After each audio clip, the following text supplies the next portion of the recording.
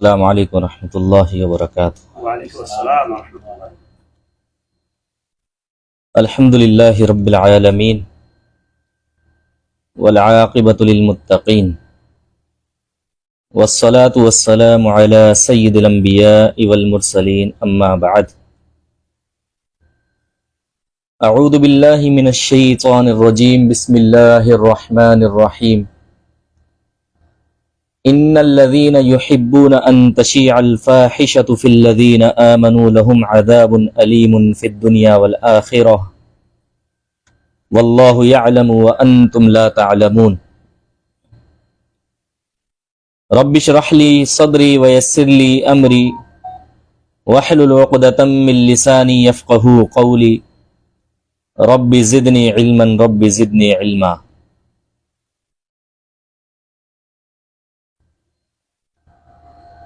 آج یہ عظیم مجلس ہمارے یہ جدہ کے دوست فضیلت الشیخ ابو سیف عمر جمالی حفظہ اللہ اور ہمارے یہ ساتھی جو تشریف فرما ہیں شیخ عبدالعزیز جمالی حفظہ اللہ، ابھی تھوڑی دیر پہلے ہماری گفتگو چل رہی تھی یوتھ کے حوالے سے، نوجوانوں کے حوالے سے، کہ اس وقت جو ہماری یوتھ ہے، ہمارے نوجوان ہیں، ان میں جو سب سے بڑی بیماری ہے ان کا ذکر ہوا کہ وہ بیماری کون سی ہے اور اس کا علاج کیسے کیا جائے اور اپنی یوتھ کو، اس جنریشن کو، اس نسل کو کیسے سنبھالا جائے۔ تو اس میں جو سب سے پہلی بات آئی وہ ہماری گفتگو ہوئی پورن ایڈکشن کے حوالے سے، کہ پورن ایڈکشن جو ہماری یوتھ میں اس وقت سرایت کر چکی ہے، اور یہ اس وقت اتنا خطرناک مرض ہے جس نے یوتھ کو برباد کر دیا ہے، اس نسل کو برباد کر دیا ہے، اور یہود و نصارہ کی ایک یہ بہت بڑی سازش ہے۔ اور اگر ہم تھوڑا سا پیچھے جائیں، اکثر میں اس بات کا ذکر کرتا ہوں، اس کی تاریخ کو ہم اٹھا کر دیکھیں کہ یہ پورن ایڈکشن دراصل باقاعدہ کس سازش کے تحت مسلمانوں میں شامل کی گئی۔ تو سلطان صلاح الدین ایوبی رحمۃ اللہ علیہ کے دور سے ہم جب اسے دیکھتے ہیں کہ جب کفار نے یہ دیکھا کہ ہم جب بھی ان سے مسلمانوں سے لڑتے ہیں، ہم ان سے جنگ کرتے ہیں، تو ہمیشہ ہمیں شکست کا سامنا کرنا پڑتا ہے، باوجود بڑے بڑے ہتھیار، باوجود بڑی طاقت، باوجود بڑی فورس ہونے کے، ہم ان مسلمانوں سے ہمیشہ شکست کھا جاتے ہیں۔ تو اس وقت انہوں نے ایک پلان بنایا، ایک سازش بنائی کہ ہم دیکھیں کہ کس طرح ہم ان سے شکست کھاتے ہیں، اس کی وجہ کیا ہے، یہ طاقت کون سی ہے کہ جس کی وجہ سے ہم ہار جاتے ہیں۔ تو انہوں نے کچھ انٹیلیجنس ایجنسیز کو لیا اور ان کو مسلمانوں کے درمیان بھیج دیا، اور جب وہ مسلمانوں کے بیچ میں گئے اور فوجیوں کے درمیان، آرمی کے درمیان، فورسز کے درمیان، مسلمان نوجوانوں کے درمیان بیٹھے کہ تاکہ ہمیں پتہ چلے کہ ان کے پاس ایسی کون سی طاقت ہے کہ جس کی وجہ سے ہم شکست کھا جاتے ہیں۔ بڑی کوشش کی کہ کوئی ویپنز ملے، بڑی کوشش کی کہ کوئی ان کے نیوکلیئر پروگرام ہمارے پاس ظاہر ہو جائے کہ ایسی کون سی ان کے پاس طاقت ہے، ایسے کون سے ان کے پاس جو ہے کہ سائنٹسٹ بم ہیں یا کون سی ایسی چیزیں ہیں۔ کچھ بھی نہیں ملا۔ لکھ کے بھیجا اپنے لوگوں کو کہ یار ان کے پاس تو کچھ بھی نہیں ہے، ہمارے پاس تو ان سے اچھے ہتھیار موجود ہیں، ہمارے پاس تو ان سے اچھی طاقت موجود ہے۔ تو انہوں نے کہا نہیں، آپ لوگوں نے نا اس کو صحیح سے نہیں تلاش کیا، کوئی تو چیز ہے نا ان لوگوں کے پاس، ایسے ہی تو ہم ہار نہیں ایسے تو ہمیں یہ نہیں لوگ ہراتے نا، ضرور کوئی نہ کوئی چیز تو ان کے پاس ہے نا۔ پھر انہوں نے پھر گہرائی کے ساتھ ان لوگوں کو دیکھا، ان مسلمانوں کی یوتھ کو دیکھا، پھر انہوں نے کہا کہ ہاں ابھی جو ہمیں ایک چیز ملی ہے نا وہ یہ ہے جو ان کی سب سے بڑی طاقت ہے، جو ان کا سب سے بڑا ہتھیار ہے، اور وہ جو ہمیں نظر آیا ہے نا وہ یہ ہے کہ ان مسلمان نوجوانوں کے دلوں میں اللہ کا خوف ہے، یہ اللہ سے ڈرتے ہیں۔ اور آپ کو معلوم ہے آپ لوگ جانتے ہیں کہ جس شخص کے دل میں اللہ کا خوف آ جائے نا تو وہ شخص بہادر بن جاتا ہے، وہ شخص نڈر بن جاتا ہے، پھر اس کو موت کا خوف نہیں ہوتا، کیونکہ اس کی چاہت، اس کی رضا صرف ایک ہی ہوتی ہے کہ بس مجھ سے اللہ تعالیٰ راضی ہو جائے اور میری آخرت اچھی ہو جائے۔ اور جب بندے کی یہ سوچ ہونا کہ میری آخرت اچھی ہو جائے، مجھ سے اللہ راضی ہو جائے، پھر کون سی موت، کیسے بھاگنا، کیسا ڈرنا، وہ سارے ڈر اس کے ختم ہو جاتے ہیں۔ اور یہی وجہ تھی کہ مسلمانوں کی سب سے بڑی طاقت یہ تھی کہ ان کے دلوں میں اللہ کا خوف تھا۔ جب ان یہودیوں کو، نصارہ کو اس چیز کا پتہ چلا تو انہوں نے کہا کہ اب جو ہمارا سب سے بڑا کام ہے، سب سے بڑی سازش اور سب سے بڑی پلاننگ ہے، وہ یہ ہے کہ ان نوجوانوں کے دلوں سے اللہ کا خوف نکالنا ہے، اللہ کا ڈر نکالنا ہے۔ اور جب اللہ کا ڈر کیسے نکالنا، اب اس کے لیے کیا سازش ہوئی، تو جو ہم ڈائجسٹ پڑھتے نا، آج ہمارے اکثر یوتھ، جو ہماری جنریشن ہے، وہ اسٹوریز کو پسند کرتی ہیں، وہ ڈائجسٹ کو پسند کرتے۔ اس وقت یہ ڈائجسٹ ایجاد ہوئی اور خاکے، فحاشی کے خاکے مسلمانوں میں تقسیم کیے گئے۔ جب مسلمان لڑکے تنہائیوں میں ہوتے تو پھر ان خاکوں کو دیکھتے، ان فحش پر مبنی تصویروں کو دیکھتے جو خاکے تیار کیے جاتے، ان فحش پر مبنی سٹوریز کو پڑھتے جن کے اندر عشق کی کہانیاں ہوتی، اور اس کے علاوہ بہت اوپن وہ سٹوریز ہوا کرتی۔ ان کو جب پڑھنے لگے ان کو مزہ آنے لگا، اور جب وہ اس گناہ کو کرنے لگے تو اب ان کے دلوں سے اللہ کا خوف نکلنے لگا۔ اور آپ کو پتہ ہے، چلو اسی بات کو تھوڑا سا میں آگے بڑھاؤں کہ اللہ کے نبی علیہ السلام کی حدیث بھی ہے نا کہ جو بندہ کوئی چھوٹا سا گناہ کرتا ہے نا تو اللہ تعالیٰ اس کے دل پر سیاہ نقطہ لگا دیتا ہے، اور جو سیاہ نقطہ ہے نا اسے دنیا کی کوئی طاقت نہیں مٹا سکتی سوائے استغفار کے۔ جب آپ اللہ تعالیٰ سے اس گناہ پر معافی مانگتے ہیں نا اور اللہ تعالیٰ سے بخشش طلب کرتے ہیں تو اللہ تعالیٰ اس نقطے کو مٹا دیتا ہے۔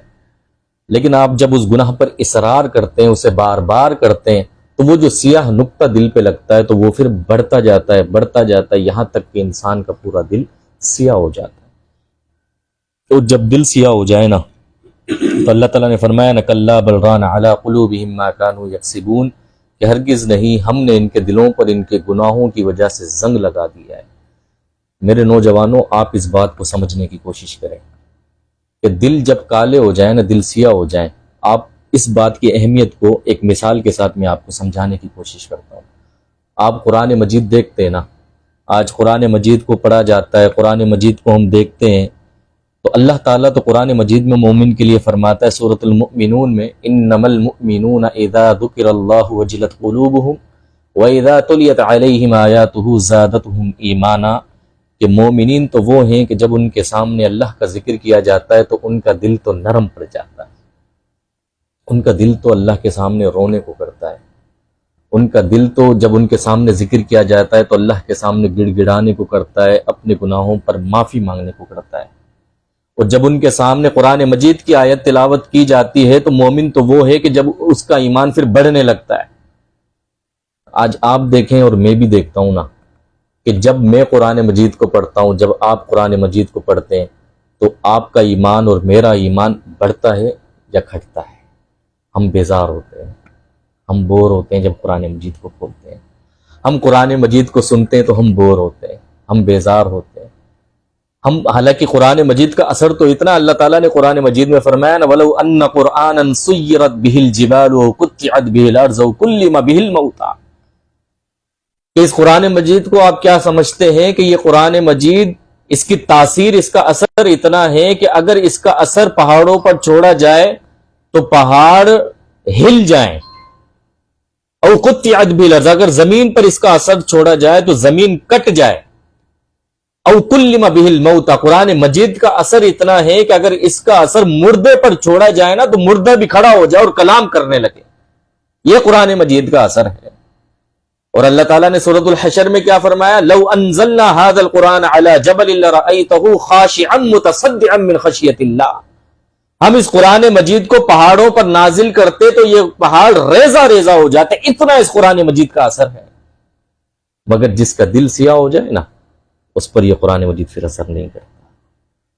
یہ کتنا خطرناک معاملہ ہے دل کا سیاہ ہو جانا۔ اور جب انسان کا دل سیاہ ہوتا ہے نا تو اللہ تعالیٰ پھر فرماتا ہے ثم قست قلوبکم من بعد ذلک فہی کالحجارۃ واشد قسوا، کہ ان کے دل پھر پتھروں سے بھی زیادہ سخت ہو جاتے ہیں۔ وَإِنَّ مِنَ الْحِجَارَةِ لَمَا يَتَفَجَّرُ مِنْهُ الْأَنْهَارُ وَإِنَّ مِنْهَا لَمَا يَشَّقَّقُ فَيَخْرُجُ مِنْهُ الْمَاءُ وَإِنَّ مِنْهَا لَمَا يَهْبِطُ مِنْ خَشْيَةِ اللَّهِ وَمَا اللَّهُ بِغَافِلٍ عَمَّا تَعْمَلُونَ۔ آپ دیکھتے ہیں نا پتھروں کو بھی اللہ تعالیٰ فرماتا ہے کہ جب انسان کا دل سیاہ ہو جائے تو وہ سخت ہو جاتا ہے، اور جب اس کا دل سخت ہو جائے تو وہ پتھر سے بھی زیادہ سخت ہو جاتا ہے، کیونکہ آپ دیکھتے ہیں کہ پتھروں سے تو نہریں بہہ پڑتی ہیں۔ آپ دیکھتے ہیں، آپ سوات کی وادیوں میں جائیں، آپ جنوبی ان علاقوں میں جائیں، آپ سوات کی طرف جائیں اور کشمیر کی طرف جائیں تو وہاں جا کر آپ دیکھتے ہیں کہ کس طرح چشمے نکلتے ہیں۔ یہ جو پتھروں سے پانی نکلتا ہے، اصل چشمہ کس کو کہتے ہیں؟ پتھر پھوٹتا ہے، اس کے اندر سے پانی نکلتا ہے، اس کو چشمہ کہا جاتا ہے۔ اللہ تعالیٰ قرآن مجید میں فرماتا ہے وَإِنَّ مِنْهَا لَمَا يَهْبِطُ مِنْ خَشْيَةِ اللَّهِ۔ آپ دیکھتے ہیں لینڈ سلائیڈنگ ہوتی ہے، اوپر سے پتھر گر پڑتے ہیں۔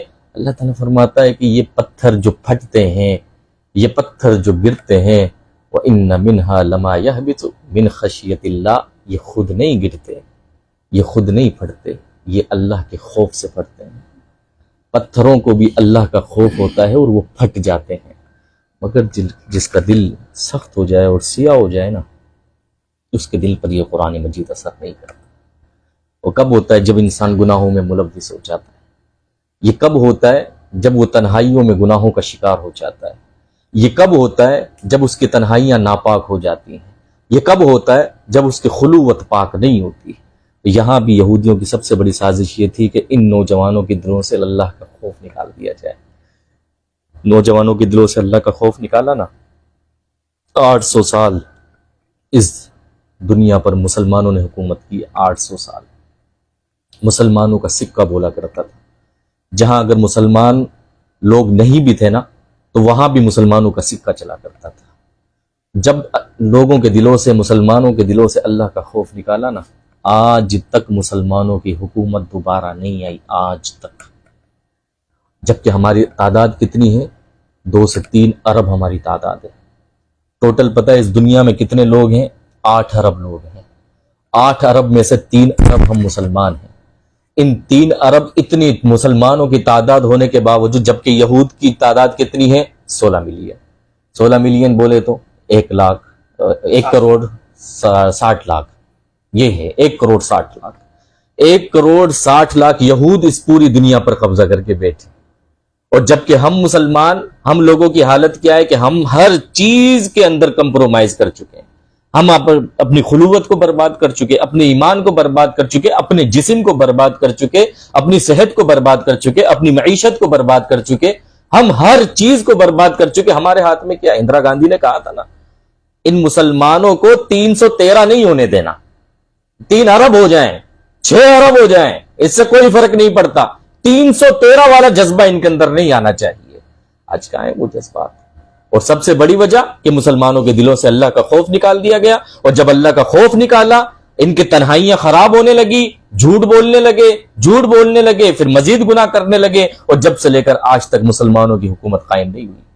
میرے پاس وقت کم ہے، میں اس کو تھوڑا سا آپ کی اس تاریخ، آپ کے علم میں اضافے کے لیے بتلاتا ہوں، پھر اس کے بعد یہ وقت گزرتا رہا، مسلمانوں کی حکومت قائم نہیں ہوئی۔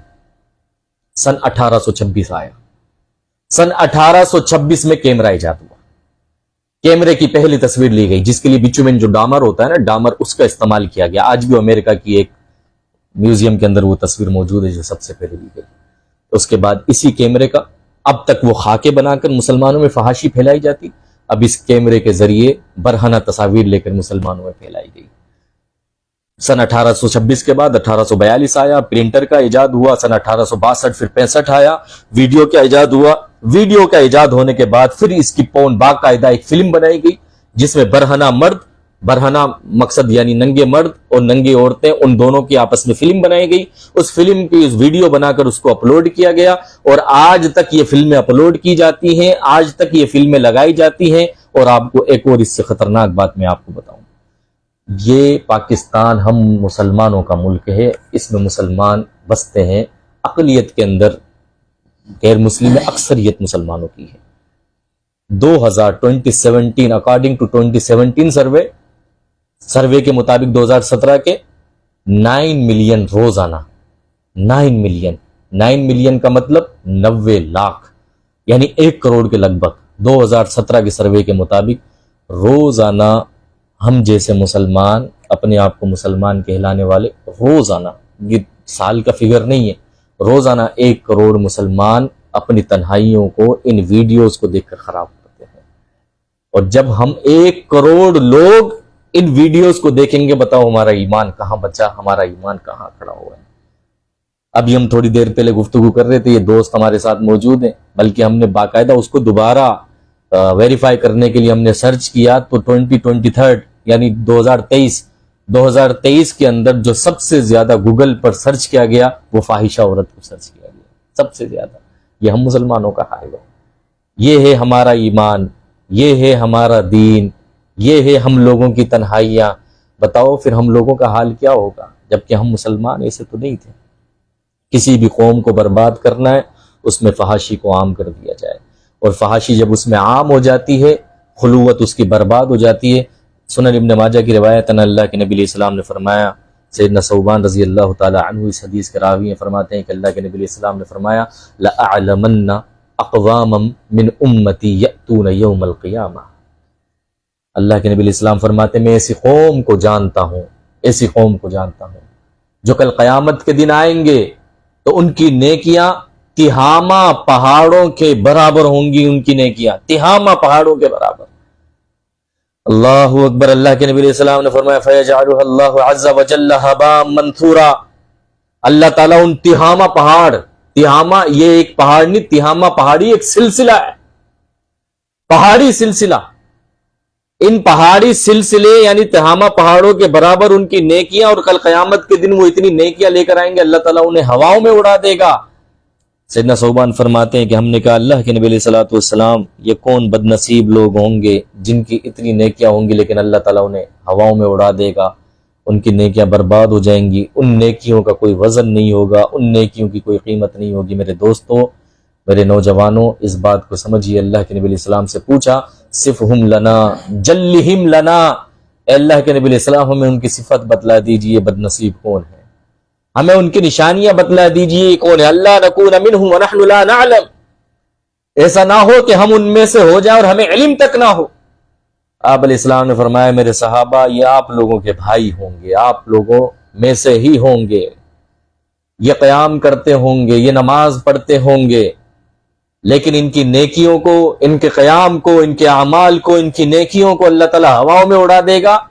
یہ بد نصیب وہ ہوں گے جو اپنی تنہائیوں میں اللہ تعالیٰ کے حرام کردہ کاموں کا ارتکاب کرتے ہوں گے۔ جب یہ حدیث ہم پڑھتے ہیں نا یا سنتے ہیں تو ہمارے رونگٹے کھڑے ہو جاتے ہیں کہ ایسا نہ ہو کہ ہم لوگ بھی ان میں شامل ہو جائیں۔ آج یہ موبائل کا دور ہے نا، اس کا ہمیں مثبت استعمال کرنا ہے۔ یہ جو موبائل ہے نا، آپ دیکھیں نا، میں نے ابھی تھوڑی دیر پہلے بات کی، ہمارا ایمان چیک کیجئے کہ جب ہم اس موبائل کو کھولتے ہیں نا، موبائل کو لے کر بیٹھتے ہیں نا، تو ہم پوری رات ہماری موبائلوں میں گزر جاتی ہے، ہم لوگ بیزار نہیں ہوتے، ہم لوگ بور نہیں ہوتے، پتہ نہیں کیا سے کیا ہم دیکھتے ہیں۔ اور اللہ کا خوف، اللہ کے خوف سے زیادہ ہمیں لوگوں کا خوف ہے۔ آپ اس کا اندازہ لگائیں کہ آپ کمرے میں ہوتے ہیں نا، آپ موبائل کو دیکھ رہے ہوتے ہیں، آپ تنہائی میں ہوتے ہیں، اس میں کوئی نہ کوئی ایسی غلط چیز اگر آپ کی آنکھوں کے سامنے یا آپ اس کو دیکھ رہے ہیں، تو اگر کسی کے پاؤں کی آہٹ کی بھی آواز آ جائے نا تو آپ گھبرا جاتے، فوراً اس کو بند کر دیتے ہیں۔ اس کے علاوہ آپ دوسری مثال لیجئے نا، اگر کہیں کیمرہ لگا ہوا ہوتا ہے نا، کیمرہ لگا ہوا ہو اور وہاں لکھا ہوا ہو کہ کیمرہ، بھلے کیمرہ نظر بھی نہ آئے لیکن کسی نے لکھ دیا وہاں پہ کیمرے کی آنکھ آپ کو دیکھ رہی ہے، تو ہم گناہ کرنا تو دور کی بات ہے، ہم کپڑے بھی سنبھال کر بیٹھ جاتے ہیں، گناہ کرنا دور کی بات ہے۔ اور اگر کیمرہ لگا ہوا بھی ہو تو بھی ہم سیدھے ہو کے بیٹھ جاتے ہیں کہ ایسا نہ ہو کہ کوئی ہماری حرکت نوٹ ہو جائے۔ اتنا ہمیں کیمرے کا خوف ہوتا ہے، اتنا ہمیں حالانکہ کیمرہ خراب ہو سکتا ہے، ممکن ہے کہ کیمرہ خراب ہو، ممکن ہے کیمرہ کام نہ کر رہا ہو، لیکن اللہ رب العالمین جو ہمیں ہر وقت دیکھ رہا ہے، ہمیں اس کا خوف نہیں ہوتا۔ ہم اللہ تعالیٰ سے نہیں ڈرتے، ہم گناہ بھی کرتے ہیں، اپنی تنہائیوں کو خراب بھی کرتے ہیں، اپنی خلوت کو ناپاک بھی کرتے ہیں، ہمیں اللہ کا ڈر نہیں ہوتا، ہمیں لوگوں کا ڈر ہوتا ہے، ہمیں کیمروں کا ڈر ہوتا ہے، لیکن ہمیں تو اللہ کا ڈر رہنا چاہیے، جس کے بارے میں ہمارا یقین، ہمارا توکل ہے، ہمارا ایمان ہے کہ اللہ ہمیں ہر وقت دیکھ رہا ہے، ہر وقت دیکھ رہا ہے۔ کوئی سیکنڈ کوئی لمحہ ایسا نہیں ہے کہ جب اللہ تعالیٰ ہمیں نہیں دیکھ رہا، لیکن ہمیں اللہ تعالیٰ کی کوئی فکر نہیں، ہمیں اللہ کے عذاب کا کوئی ڈر نہیں، ہمیں ڈر ہے تو لوگوں کا اور کیمراز کا ڈر ہے۔ آج ہمارا معاشرہ لواطت جیسے جرم میں، ہم جنس پرستی جسے آج انٹرنیشنل معیار کے اندر اسے حلال کرنے کی کوشش کی جا رہی ہے، یہ قانون بنانے کی کوشش کی جا رہی ہے کہ ہم جنس پرستی اگر کوئی کرتا ہے تو کوئی مسئلہ نہیں ہے، اس کے اوپر کسی قسم کا کوئی قانون نہیں ہوگا، چاہے مرد آپس میں ہم جنس پرستی کریں، چاہے عورتیں آپس میں ہم جنس پرستی کریں، چاہے آپس میں مرد سے نکاح کرے، چاہے عورت سے نکاح کرے، تو اس پر قانون ایسا لانے کی کوشش کی جا رہی ہے کہ ان کو کسی قسم کی کوئی سزا نہیں دی جائے گی۔ اتنا خطرناک حد تک یہ معاشرہ، اتنی خطرناک حد تک یہ یہود و نصارہ کی سازش ہمارے اندر عام ہوتی جا رہی ہے، اور ہم لوگ اس لواطت والے جرم میں، ہم جنس پرستی میں، زنا جیسے جرم میں ہم لوگ ملوث ہیں۔ مسلمانوں کی اکثریت نوجوانوں کی اب نکاح کرنے کے لیے نہیں تیار، نکاح کرنے کے لیے تیار نہیں ہے، زنا کرنے کے لیے تیار ہے، اور نکاح کو ہم نے مشکل بنا دیا۔ حالانکہ شریعت نے نکاح کو کتنا آسان بنایا، کتنا آسان نکاح کو بنایا، آج ہمارے معاشرے نے نکاح کو مشکل بنا دیا۔ جب تک لاکھوں روپے نہ ہو بیٹی والے کے پاس، لاکھوں روپے نہ ہو بیٹے والے کے پاس، بیٹی والے کے پاس جہیز دینے کے پیسے نہ ہو، جب تک اسی طرح بیٹے کے پاس ایک بڑا ولیمہ، بڑا حال کرنے کی طاقت نہ ہو، وہ نکاح کرنے کے لیے تیار نہیں ہے۔ اور جب تک یہ پیسے ہوں، پھر یہاں والدین قرض لیتے ہیں، پھر نکاح کرتے ہیں، اتنا مشکل نکاح کو بنا دیا گیا۔ اور جبکہ زنا کتنا عام ہے، چند پیسے لے کر جاؤ، کسی بھی بازار میں جاؤ، کسی بھی گلی میں جاؤ جہاں فحاشی کا اڈا ہو، اور انسان اپنی ضرورت کو پورا کرتا ہے۔ اس معاشرے میں جب اتنا خطرناک گناہ عام ہو جائے، اتنا خطرناک جرم عام ہو جائے، جس کی سزا یہ ہے کہ کوئی اگر شادی شدہ زنا کرے تو اسے سر عام پتھر مار مار کے رجم کر دیا جائے، ہلاک کر دیا جائے، اور اگر کوئی غیر شادی شدہ زنا کرے تو پھر اسے کوڑے لگائے جائیں اور اسے جلا وطن کر دیا جائے، اسے نکال دیا جائے۔ اتنی اس اسلام کے اندر اس کی سزا مقرر کی گئی ہے، لیکن ہمارے معاشرے میں عام ہے جی، اور اس کے اوپر کوئی پکڑ نہیں ہے، اس کے اوپر کسی قسم کی قید نہیں ہے، کسی قسم کی سختی نہیں ہے۔ وجہ مسلمانوں کو برباد کرنا ہے۔ آج آپ دیکھیں نا، یہ موبائل ہے نا، اس موبائل کے اندر آپ روزانہ 100 روپے میں، 50 روپے میں پوری نائٹ کا آپ پیکج کر سکتے ہیں، 10 روپے میں بھی آپ پوری نائٹ کا، 20 روپے میں بھی آپ پوری نائٹ کا پیکج کر سکتے ہیں۔ اور آپ نوٹ کریں گے یہود و نصارہ کی سازش کو، رات کے اندر جو پیکج ہوتے ہیں نا وہ سستے ہوتے ہیں، جبکہ دن کے اندر جو پیکج آپ دیکھیں گے نا، اکثر آپ کو دن کے اندر پیکج ملیں گے نہیں۔ کون سا پیکج ہے جناب؟ رات 9 بجے سے لے کر صبح 9 بجے تک کا، رات 2 بجے سے لے کر صبح 2 بجے تک کا، تاکہ یہ تنہائیوں میں رات میں جائیں۔ 10 روپے میں پیکج دستیاب ہے، 15 روپے میں پیکج دستیاب ہے، جبکہ اس کے مقابلے میں آپ سیب خریدنے جائیں، آپ فروٹ خریدنے جائیں تو 200 روپے کلو سیب ملتا ہے، 150 روپے آپ کو کیلا، 150 روپے درجن آپ کو کیلا ملتا ہے۔ فروٹ خریدنا مشکل ہے، لیکن یہ چیز نیٹ کا پیکج کرنا آسان ہے۔ کیوں؟ تاکہ پوری رات اپنی راتوں کو یہ برباد کرے، پورے دن پھر پڑے رہتے ہیں۔ پھر جو صبح فجر کی اذان آ رہی ہوتی ہے تو نیند آ رہی ہوتی ہے، اس وقت یہ سوتے ہیں، پھر مغرب کے وقت یہ اٹھتے ہیں، پھر پوری رات اپنے موبائلوں میں، دوستوں میں۔ آج دوستوں کی دوستیاں دیکھو، آج ہمارے ہاں معاشرے میں جو کوئی چوراہے پر بیٹھا ہے، کوئی گٹر کے ڈھکن پر بیٹھا ہے، کوئی گاؤں ہے تو گلی کے کونے پہ بیٹھا ہے، کوئی ہوٹلوں پر بیٹھا ہے، اور آپس میں گفتگو کیا ہے؟ کوئی کسی کی بہن کے بارے میں باتیں کرتا ہے، کوئی کسی کی بیٹی کے بارے میں باتیں کرتا ہے، کوئی کسی کے بارے میں باتیں کرتا ہے۔ ایک دوسرے کو نمبر شیئرنگ کی جاتی ہے کہ یہ فلاں کی بیٹی کا نمبر ہے، ایک دوسرے کو نمبر شیئر کیا جاتا ہے، فلاں کی بہن کا نمبر ہے، کوئی ادھر ٹرائی مارنے کی کوشش کرتا ہے۔ اور ہاں، نوجوانوں میں اسے فخر سمجھا جاتا ہے۔ کس چیز کو فخر سمجھا جاتا ہے؟ معاف کیجئے گا، ہو سکتا ہے میرے الفاظ آپ کو برے لگیں، اس چیز کو کہ میرے پاس 2 بچیاں سیٹ ہیں، میرے پاس 2 لڑکیاں سیٹ ہیں، میرے پاس 3 لڑکیاں سیٹ ہیں، میں 3 لڑکیوں سے باتیں کرتا ہوں، میں 4 لڑکیوں سے باتیں کرتا ہوں۔ اپنے دوستوں کو نمبر شیئر کیا جاتا ہے، یہ لیں آپ بھی اس کا نمبر لیں، یہ والی کیا معاشرہ ہے؟ جب اس طرح کی جرائم ہوں گے معاشرے کے اندر تو آپ مجھے بتائیں تو پھر یہ کتنا خطرناک گناہ ہے۔ اور اللہ کے نبی اسلام کی حدیث، صحیح بخاری کی روایت ہے کتاب الجنائز کے اندر۔ آخری بات کر کے میں اپنی بات کو ختم کرنا چاہوں گا۔ انسان جیسے ہی مرتا ہے نا، جیسے ہی مرتا ہے، سمرہ بن جندب راوی ہے، فرماتے ہیں کہ اللہ کے ایک لمبی حدیث ہے، آپ علیہ الصلوۃ والسلام کو 2 شخص پکڑتے ہیں اور وہ لے کر جاتے ہیں ارض مقدسہ کی طرف۔ وہاں لے کر جاتے ہیں تو اللہ کے نبی علیہ السلام مختلف قسم کے عذاب دیکھتے ہیں۔ ان میں سے ایک عذاب اللہ کے نبی علیہ السلام کو یہ بھی دکھایا جاتا ہے، صحیح بخاری کی روایت، کہ ایک تندور نما گڑھا ہے۔ تندور آپ نے دیکھا ہوگا نا، جس میں روٹی پکائی جاتی ہے۔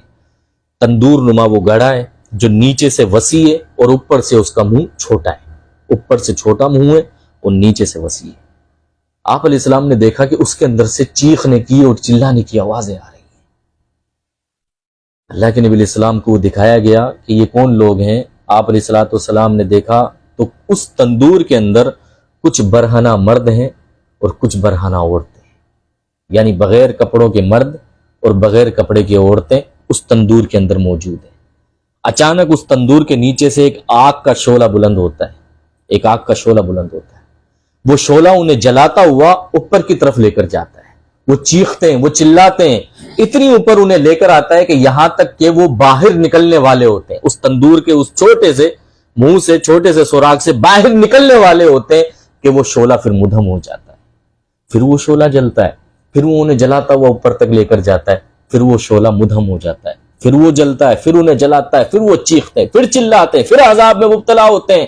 وہ برہنہ مرد، ننگے مرد، بغیر کپڑوں کے مرد، بغیر کپڑوں کی عورتیں، اور دونوں آپس میں اس تندور کے اندر جمع ہیں، اور وہ شعلہ انہیں جلاتا اور لیتا ہوا جاتا ہے۔ اللہ کے نبی علیہ السلام نے کہا مجھے بتاؤ تو صحیح نہ کہ یہ کون بد نصیب لوگ ہیں، یہ کون بد نصیب ہیں۔ آپ علیہ السلام کو پھر لمبی حدیث ہے، آخر میں بتایا جاتا ہے کہ اللہ کے نبی علیہ السلام یہ جو اس تندور کے اندر برہنہ مرد اور برہنہ عورتیں ہیں نا، یہ وہ ہیں جو دنیا میں برہنہ ہونے کو پسند کیا کرتے تھے، جو دنیا میں فحاشی کو عام کیا کرتے تھے، جو دنیا میں برہنہ عورتوں کو دیکھنا پسند کیا کرتے تھے، اور وہ عورتیں جو برہنہ مردوں کو دیکھنا پسند کیا کرتے تھے۔ ان کو دنیا میں برہنہ ہونے کا بہت شوق تھا، ان کو دنیا میں ننگا ہونے کا بہت شوق تھا، ان کو دنیا میں ننگی فلمیں شیئر کرنے کا بہت شوق تھا، ان کو دنیا میں ننگی باتیں کرنے کا بہت شوق تھا، ان کو دنیا میں ننگی گالیاں دینے کا بہت شوق تھا۔ یہ فحاشی کو پسند کیا کرتے تھے۔ ان کی گفتگو کا محور، یہ ہوٹل پر بیٹھا کرتے تو فحاشی کی باتیں کیا کرتے، یہ کام پر ہوا کرتے تو فحاشی کی باتیں کیا کرتے، یہ خلوت میں جاتے تو فحاشی کو دیکھا کرتے، یہ گفتگو کرتے تو فحش پر مبنی گفتگو کیا کرتے تھے۔ جب فحاشی کو اتنا پسند کیا کرتے تو آج اللہ تعالیٰ نے عالم برزخ میں ان فحاشی پھیلانے والے مرد اور ان عورتوں کو دونوں کو اس گڑھے میں جمع کر دیا کہ تمہیں دنیا میں بڑا برہنہ ہونے کا شوق تھا، فحاشی پھیلانے کا شوق تھا، فحش گفتگو کرنے کا شوق تھا۔